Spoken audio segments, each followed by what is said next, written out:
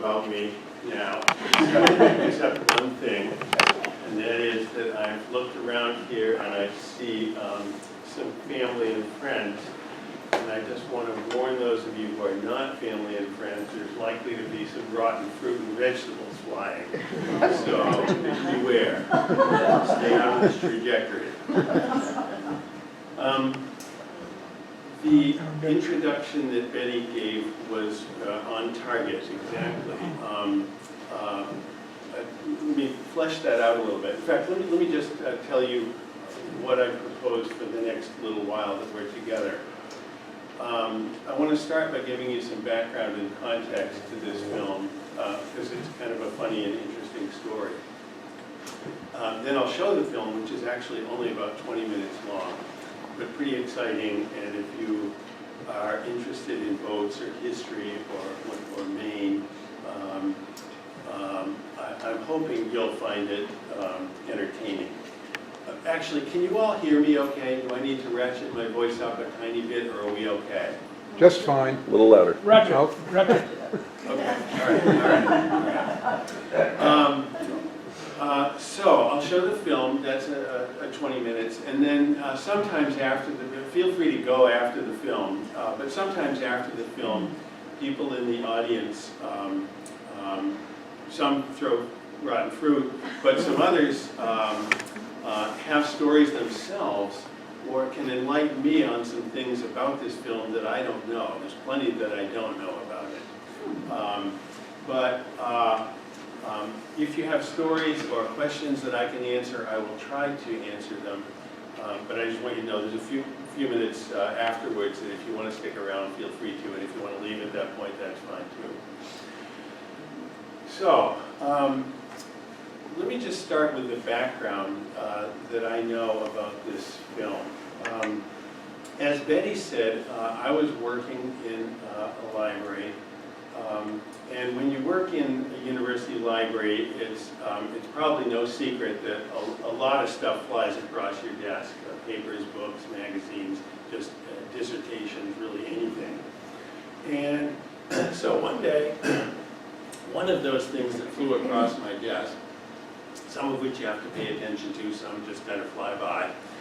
One of those things was a 1940-ish issue of Appalachia, which is the magazine published by the Appalachian Mountain Club in Boston, and it's been published by them since about 1880. So this issue of that magazine caught my attention, and I was kind of scanning it briefly, and I saw that it mentioned that a race had been held on the Rapid River in Maine. So let me just acquaint you geographically with where we are here. This is really the headwaters of the Kenduskeag River.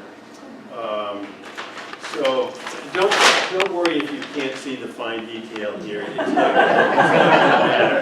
It's not going to matter. But this is Maine. And so Mount Katahdin is here. We are down about here. The Rapid River flows out of the Rangeley Lakes, which are over here in extreme western Maine, right on the New Hampshire border. And when it flows out of the lowest of those lakes, it's called the Rapid River. And so this film footage that we'll see in a few moments was filmed right here on the border as the Rapid River exits the Rangeley Lakes. So, anyway, I have this issue of the magazine. I'm reading about a film, or a race rather, and the brief article goes on to say, and there was some film footage taken. And so I said, wow, that's kind of interesting. 1940, a big canoe and kayak race on the Rapid River, and some film footage. So I said, boy, I wonder if that film has survived since 1940. So this was about 40 years later in 1980 when I was reading this. And so I know a bunch of canoe people around Maine, and so I started talking with them and so forth. And people looked at me with these glazed over eyes. No, what? A race? No, I've never heard of that. And so I, pecked away at this and occasionally would ask people and so forth. And one day I was reading the Louise Dickinson Rich book called We Took to the Woods, published also around that time. It's kind of a classic of Maine woods literature. And in that book, she talks about this race. And so I'm just thinking at this point, wow, this is the second time notice of this has come to my attention. And so it kind of, rekindled my interest in this race. So I asked again a few more people, and again, the blank stares. Nobody knew a thing about the race or the film. So, I just kept wondering, and I sort of pecked away at this, or things would happen every few years. And so now it's fast forward quite a lot of years, let's say about 2010. So fast forward about 30 years. And I didn't spend a ton of time, but I kind of pecked away at this and wondered and talked with people and so forth. But in about 2010, I was reading another book about sort of the early days of canoeing in Maine. And it wasn't talking about Thoreau. He did his thing in the 1850s and 60s. But this was talking about the 1930s, 40s, 50s, and so forth. And I knew who the author was, and I knew that he was an elderly gentleman living outside of Boston. In this book, he writes about the film. And I said, oh my God, here's somebody again who knows about this film. Then he says, and I've concluded, after looking for this, that the film has not survived. And at that moment, I was really quite crestfallen. I said, oh my God, I know this guy would know way better than I what the story is for this film. He's older than I am, he's been canoeing a lot longer than I am, and so forth. So I was, as I said, disappointed. And at that point, I came to the realization that I'm a librarian. And I said, my specialty is looking for information, helping people find books and articles and so forth. But my specialty is not really film. And I said, I think I need to talk with some film people. I wanted to have a systematic and methodical way of determining, if possible, whether a film has survived or not survived. So I zapped an email to some friends of mine at a place up in Bucksport that some of you have probably heard of called Northeast Historic Film. They're an archive and a library that collects regionally produced films, like of Your Family in 1920 or this kind of thing. Anyway, another long story short, I explained what I wanted to do and what I was looking for and so forth. So a day or two later, I get an email back from them saying, we think we have the film you're talking about. And I said, are you kidding me? If you have this, it's under my nose. I've been looking for it for 30 years and I didn't think to approach you people. So I said, I really need to see this film. And they said, well, you can't. And I said, what do you mean I can't? You're a film library, elaborate please. And they said, well, technically you can, but what we have is the original. And we can't just show you the original. You have to pay to get the original converted to a DVD or some other format. And I said, well, let's talk about that, how much, when, whatever. So they told me, and it was not an unreasonable sum, and frankly I can't even remember, it was $100 or $200 or something like this. So I went to my canoe club friends and I said, will you chip in and I'll chip in and let's see if this is the film. So they said yes, and that was a very wonderful thing. And so we got it converted, and the minute it was converted, I drove to Bucksport and I looked at it and I said, there's no question, this is the real thing. And I said, so how long has this been sitting under my nose? here in Bucksport. And they said, well, we have owned this for 14 years. They checked their records. And I said, so who gave it to you? What's the story behind this? And they said, well, and they looked in their files and they said, such and such guy. And I said, well, who's he? And they said, well, we don't really know. He gave us the film. And I said, well, I need to know the story behind the film. And they said, well, he's a graduate of COA, and that's really all we know. So anyway, long story short again, I went sleuthing, and I turned up this guy who lived in, I think, Bethlehem, Pennsylvania. And I called him one day, and I said, where did you get this? What's the story behind this? And he said, I don't really remember. And I said, oh, jeez. I just said, there must be more to this than that. It turns up after like 50 years. Where would you have gotten it? And he said, well, I'm a film person myself. I produce films professionally. And I don't really know where I got this. But I'll make a guess at what happened and what is sometimes my habit. And I said, great. He said, if I am in a place and I feel a film is threatened and I can rescue it, I will do that. And I said, so like what? And he said, well, maybe an auction barn with a leaky roof. Or, a yard sale and it's about to have a thunderstorm or something. He didn't really know, but you get the idea.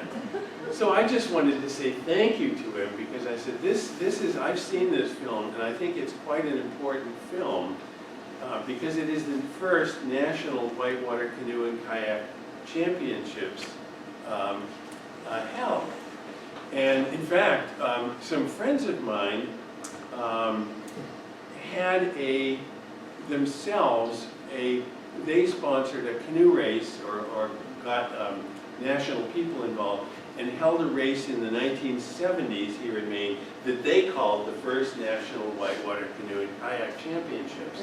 So after this film surfaced, I went to my friends and I said, I have a story for you. Yours might have been the second. I don't actually think it was the first. And so they were interested and amused to hear this. So this won't go on at length. We'll get to the film in a second. But when the film surfaced and I saw what it was and so forth, I said, I was re-energized. I said, I need to, now the film has surfaced. Why did it surface, when and all that stuff? And why did it disappear even? So let me just tell you quickly why I think it disappeared for so long, because that's a part of the story, in my opinion. So this film that we'll see in 2 seconds was shot in the autumn of 1940. And I learned that there was a second one held in the summer of 41. And I think there was some film footage of that too. So I thought, why might this have gone sort of awry? The war. December 7th, 1941 was Pearl Harbor. And kind of everything changed. And I figure at that point, the film was in somebody's house, it went to the attic, they came to the end of their lives, somebody was cleaning out the attic, yeah, who knows, but it just kind of vanished, and the world changed for people in this country in 1941. So that's my hunch. I have nothing really to base that on. It just is, it seems logical to me that that's what happened. Anyway, one other piece of the puzzle. When the film surfaced, I started digging again, and without too much effort, I turned up a man then 99 living in New Hampshire. And he had been at the 1941 race as a young man. And so I talked with him on the phone. He was very sharp. He said, yeah, I've got a few things relating to the races. And when he told me that, I said, I am driving to see you tomorrow. I didn't want to waste any time. And so he provided me with a couple of things that I want to share with you. One is a letterhead with a note on it here. The letterhead says, Second Annual National Whitewater Championships on Rapid River, Middle Dam, Maine, July 5th and 6th, 1941. So this is not related to the film we'll see, which is a year before. But this identifies people on the committee, and this is a copy of the presentation made to him, the man I found in New Hampshire, from the committee. So this told me this is a bona fide event. They had a board or a group of people. They had a letterhead. They were getting the word out to the community of paddlers at that time. So this is evidence of all that. So when I was sitting in New Hampshire with him, and he's telling me about this, we went through the list of people on the board. And he was saying, he was blah, blah, blah, but he's passed on. She was a big paddler at the time. She's passed on.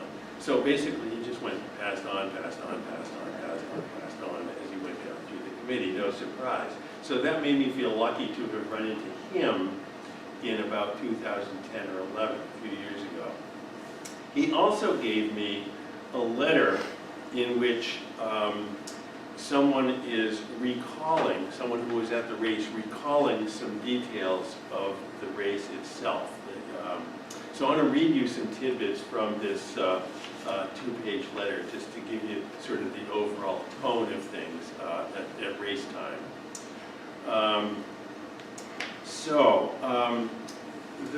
The first National Whitewater Championships were held at Middle Dam in 1940. There were prizes, and 100 rubber balloons had been purchased to put in our kayaks for buoyancy. So these days, if you're a paddler, you know that there are these airbags that are funny shaped to fit in the ends of a canoe or a kayak. In the early days, they bought balloons and they just stuffed them in. And the reason they wanted balloons, this is very serious whitewater. This is not beginner territory. I and a handful of other people in this room have paddled on this river, and it's not done lightly. When I go there, which is not often, I'm looking for sneaky routes. I'm not looking for the big waves because they'll swamp most canoes and many kayaks. So anyway, they used balloons for buoyancy. We asked the Brown Company, which was a paper company that owned land and so forth in northern New Hampshire and western Maine at that time, and controlled the water, the outflow from the dam. So they asked the Brown Company for 800 cubic feet per second, making a rather rugged this made for a rugged trip or down the cascading staircases that were the rapid river. The channel of the rapid river had been dynamited earlier to make river driving of pulpwood easier on this river, and that left the rocks very sharp and jagged. In a trial run, our friend Roger Hope skinned his leg on the sharp rocks of the river. So afterwards, we wrapped our legs in bath towels borrowed from the nearby sporting camp. So imagine the scene. People fall out of their boats, so they tip over, they get scraped up on the rocks, they're kind of a mess. There's a sporting camp nearby, which is actually still there and operating, and that camp loans them towels which become bloody and so on. So he says, a man named Royal Little had a helmet, but no one had any life preservers. That's not quite true. I'll point out in the film a couple of life preservers, but almost nobody is wearing life preservers. And I would not dream, and people would not dream generally, of going on this river today without life preservers. In fact, the law requires it that you have them in the boat, but you would want to wear them on this river. So, During practice runs prior to the race, we rescued our friend Roland's boat that had been wrecked. So this is the first occasion we're aware of any kind of wreckage. You'll see more. So there were classes for single kayaks, for double kayaks, for canoes, and also for Maine guides. The Maine guides didn't do too well in the rapids, if I recall. So I don't know what that means. Apparently they just didn't. Plenty of people made it, plenty of people didn't make it, and you'll see examples of both. So the rule in this race, the writer says, was that to finish the race, you had to cross the finish line in contact with your boat. I just love that sentence. You don't have to be in the boat, you have to be in contact with the boat. I barely qualified by holding on to the drifting sticks and cloth that had been my boat. That had been my boat. All right. Our double kayak run went well. We sailed right over a capsized canoe without seeing it. And we were somehow awarded first place. So anyway, you get the idea of the mayhem, of the chaos, and you'll see some of that here. And so that's briefly the background. The people that came to this race, by the way, and on the board, were mostly, I think, not from around here. They were probably Boston paddlers, New York, Philadelphia, and points south. So anyway, it was quite a race, quite a spectacle. And I've shown this at a variety of places, like outing, college outing clubs and places where there's any kind of canoeing or kayaking community. And every once in a while, someone comes up either with a story, or in one case, a woman came up and showed me the medals that people in her family had won at this race. And they still have them in their family. And so funny things and interesting things happen as a result of showing this occasion. So let me see if I can get this thing started. I'm not going to talk the whole way through it. It's only 20 minutes long. But there'll be a few things that I'll point out as we go along.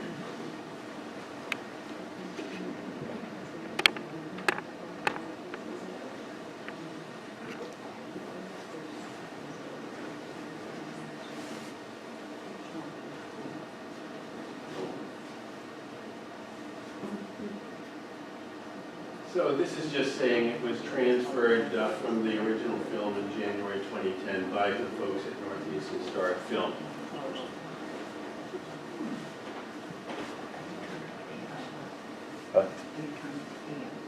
No. So somebody got around to putting a title on this, but when that occurred, I don't really know. This is the approach to the dam at the outlet of Lower Richardson Lake, which is right before the Rapid River begins.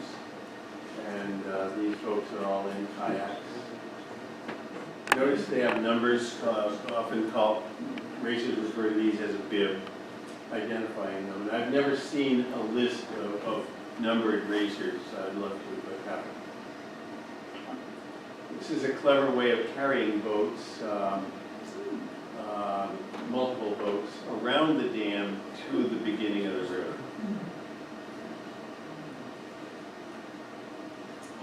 And these are all wooden, these are older style boats. The kayaks, some are what are called full boats. They collapse for airplane travel and this kind of thing.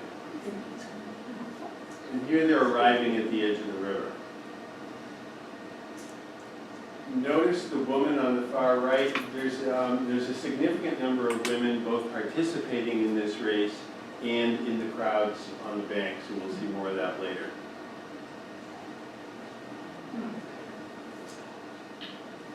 And here the river is seen just below the dam. It's quick water even there, and it continues rapid most of the way to the next lowest lake.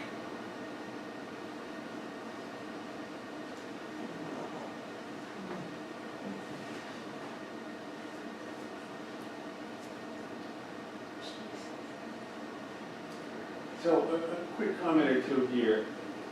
It doesn't look to me like these people are really racing, and I don't know that they're in the race or this is practice, but in general in this film, they don't look like racers today that are going what you might call hell-bent for leather. They're just paddling down the river.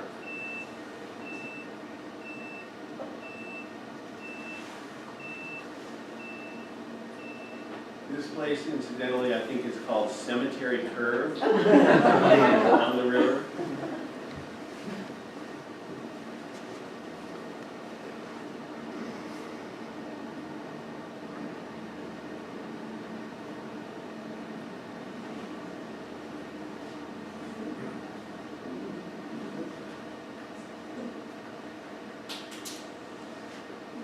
This person has a skirt, which is a covering around him or her. Some boats have that, some don't in the film, you'll see later.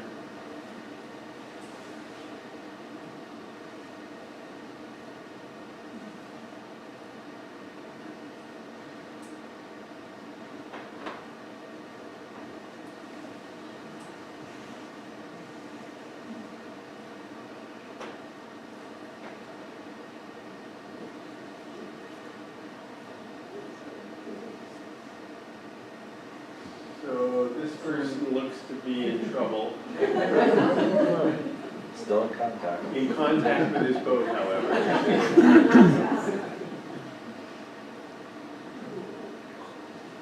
Something happened to his hat.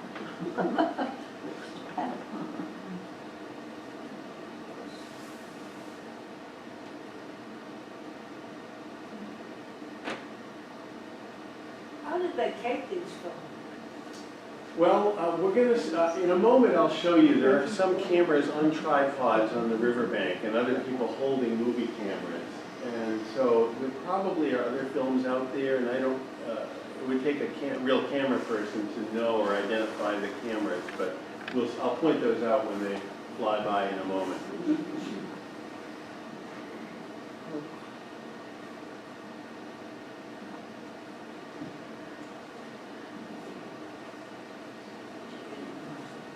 For those of you who are not canoeists or kayakers, there's a system for categorizing or classifying the difficulty of rapids like these, and it goes from 1 through 6, 6 being impossible and 1 being gentle.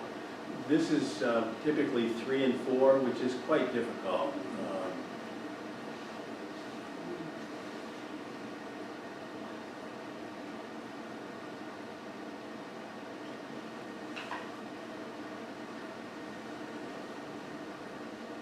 When you paddled it, was it the same CFS level? I don't really know. The most recent time I paddled it about 4 or 5 years ago. I'll just give you a clue. My wife is still traumatized by that experience, and it was higher than this. She just started talking to me again yesterday.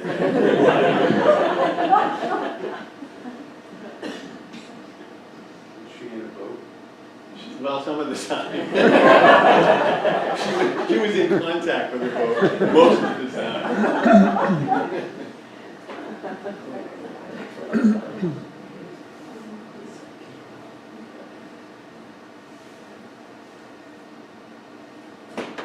What was the date of this race?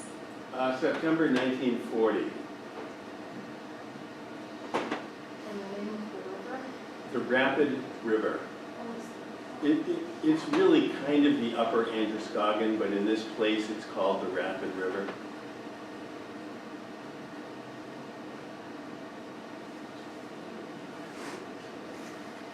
Did they just have 2 races?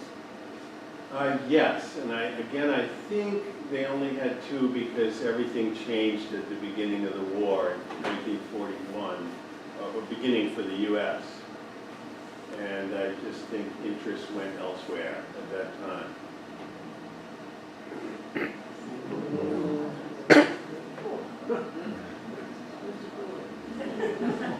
So he does appear to be wearing some kind of a helmet of that era. I'm not sure he has a life jacket on. Right.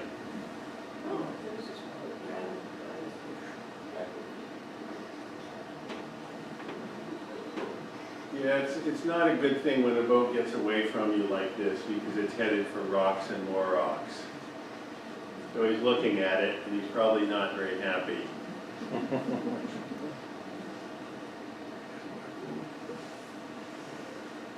Were the boats all homemade? I think not. The kayaks, some of them I know are a brand called Full Boat. And in a few moments, I'm sorry to interrupt. There's a camera on his shoulder and one on a tripod right here to his left. And there'll be others.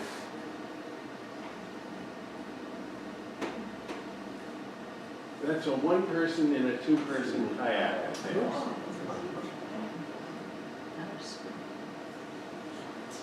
And regarding canoes, many of the canoes we'll see in a few moments are old towns and have been identified by people that would know them. So this guy has a problem. So he's trying to pull his boat to shore, or what's left of his boat.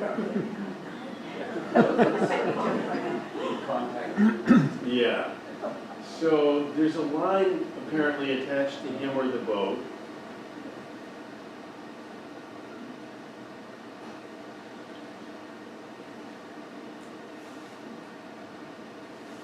And here he's getting it to shore. It doesn't look very nice. And here he's pulling out what's left of the framework on the inside of the boat. This is the wooden framework. And it's probably all broken apart.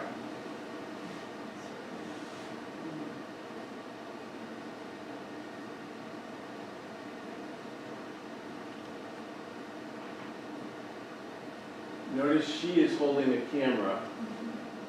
That's a movie camera, I'm quite sure. And quite a mixture of men and women, and this is the first appearance of canoes.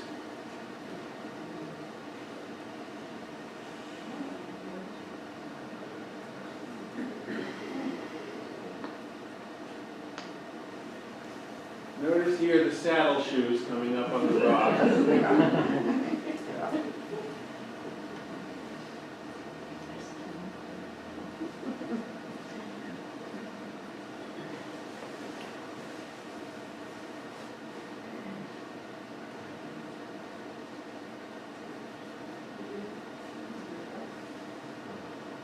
So, I myself am more of a canoe person, or have canoeing experience more than kayak experience. And these people, I can tell you, they know what they're doing and what they're trying to do in navigating the rapids and so forth.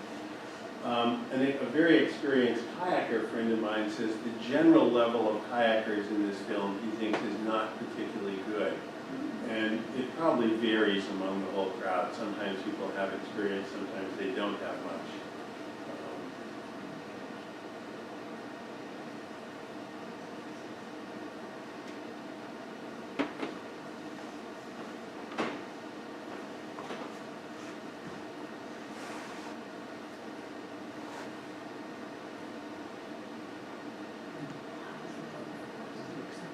Do you like her hat?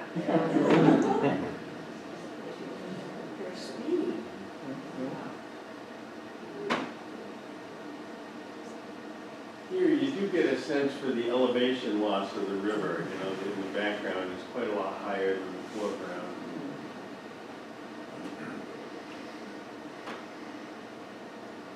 Again, this is someone who knows what he's doing more or less and is trying to navigate to the easier side of the rapids and so forth.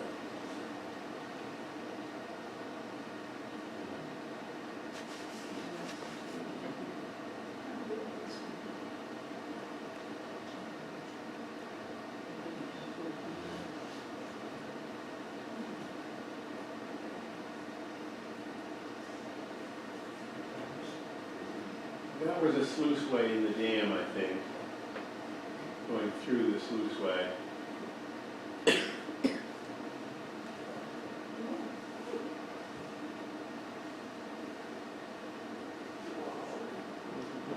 So being broadside like this is not good.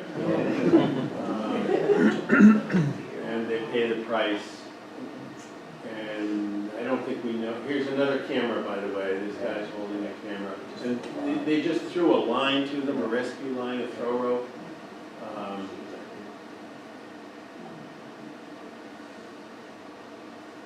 Here there are helmets, but I think no life jackets.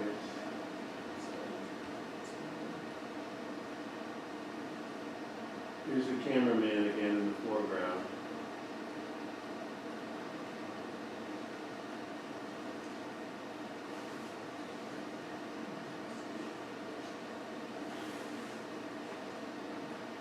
That was another throw rope going across the rescue line. And notice in the background quite a crowd of people on the shore over there.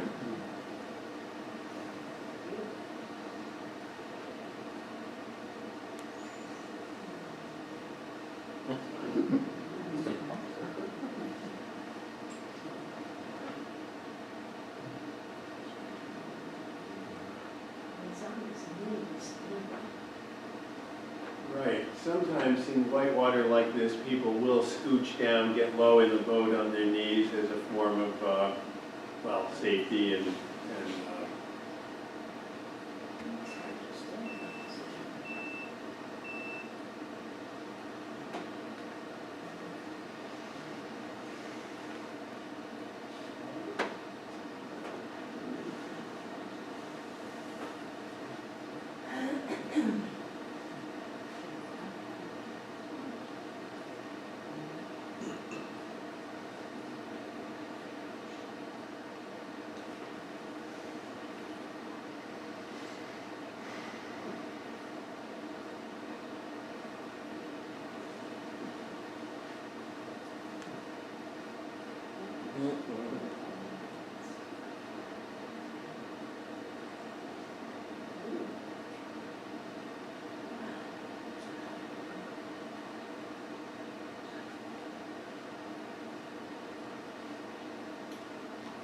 this appears to be a little more timid and less coordinated effort. And maybe sometimes that works and sometimes it doesn't.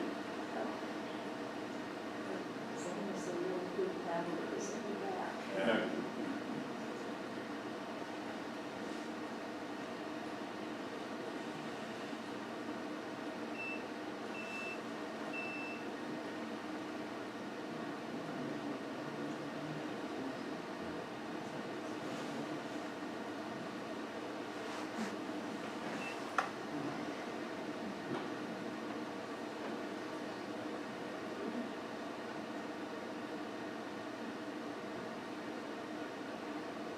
Camera going again. Whoa. Another one in contact with his boat.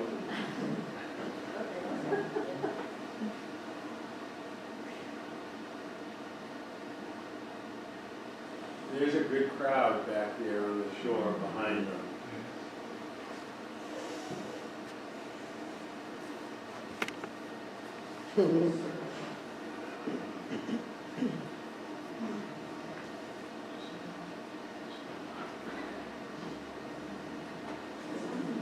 You can take quite a beating if you're swimming through this kind of water because it's rocky and again some of the rocks are sharp and it's not, generally speaking, it's not fun.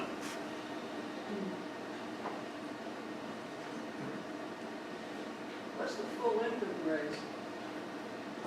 I'm not absolutely certain. The river itself is only about 5 miles long. And I don't know exactly what part of it they did. I've never seen anything that identified the start and finish line. So my guess would be 5 miles or less, but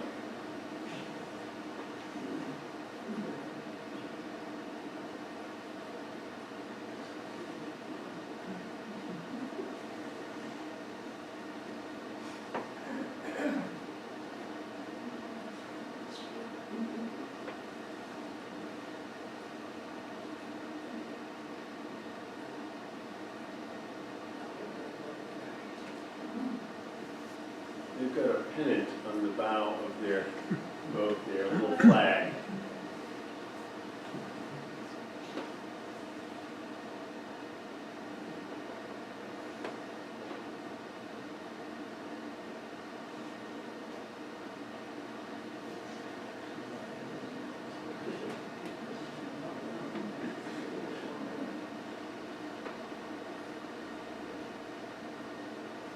So, there you have it.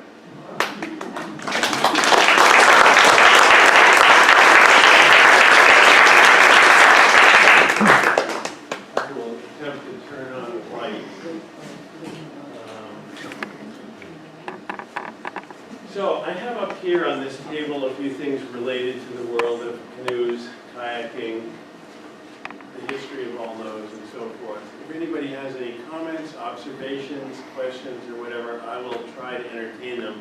But again, there's a lot about this. You can probably tell that I don't really know. But I was happy when it surfaced.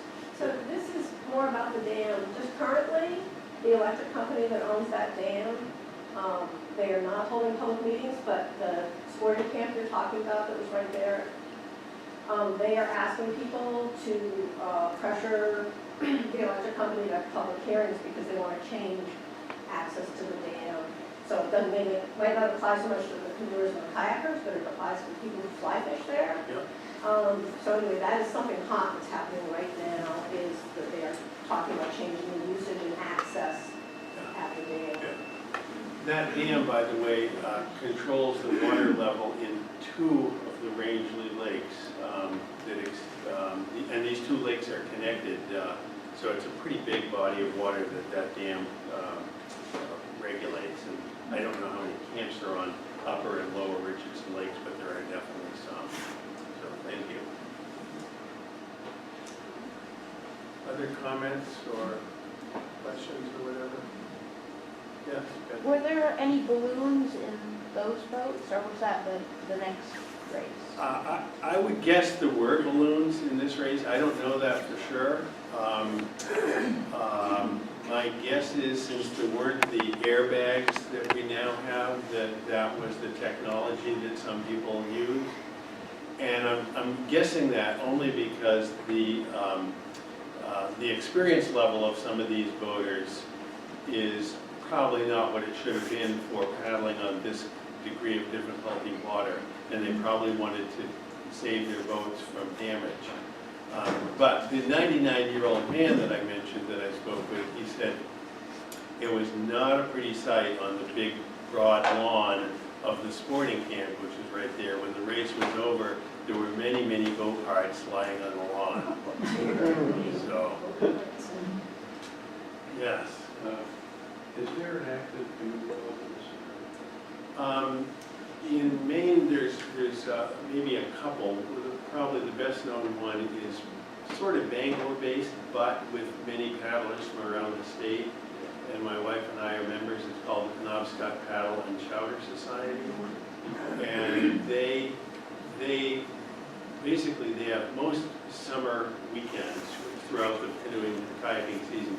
They have not necessarily races, but they have trips on a variety of different Maine rivers and streams. There is also a racing organization in this state called MACRO, which stands for, I think, Maine Canoe and Kayak Racing Organization, and they have a series of races from March or April all through the summer. So there is a pretty active boating or canoe and kayaking community, yes. Yes. Did they time these races? Or how did they time them? And it seems to me it was more of an obstacle course and survival would be. I think you may have hit it. I don't know the answer to this question because at no point in the film, and I've seen it quite a few times now, have I seen anybody with a timer of any kind or a stopwatch. So I don't really know. And I don't know, was it a mass start or was it, okay, you start every 2 and 2 minutes later you and 2 minutes later you? I don't really know because I haven't seen things that address that. They called it a race. You know, you would think that somebody would be timing it, but I don't really know. So, well, thank you. I have one question about the film itself. Do you know if Northeast Historic Film had to do a lot of repair and cleaning of it? That's usually what they do, but do you know the shape this one's in, or do they have to splice and cut out sections? I I don't think they did. I think it was in reasonably good condition. Beyond that, I don't really know, but it wasn't long before before I said, please go ahead, convert it, that they had the job done. So I don't know the technical side of how it's done and the headaches they had, but I didn't sense there were huge headaches associated with it. It just hadn't been shown, and they had not themselves seen it. They said, we've owned it for 14 years, we were given it, but no one in those 14 years has seen it. We just cataloged it and said, it's in our collection. And that's why when I sent them the email describing what I was looking for, they checked their catalog and they thought they probably had a match. The quality looks very good. Yeah. So have they started to make copies of it? Are copies available? Yes, anybody can buy a copy of this from Northeast Historic Film, and I think if you just say the old canoe film or the 1940 kayak race or something, they'll know what you're talking about. And I keep meaning to go on their website. They are digitizing a lot of films, and I've been told that this one has been digitized, so you probably can go to their website or possibly even Google something like 1940 canoe race film and it might come up. I haven't seen it myself on YouTube or their website, but I think it's there. So, well, thank you all for coming.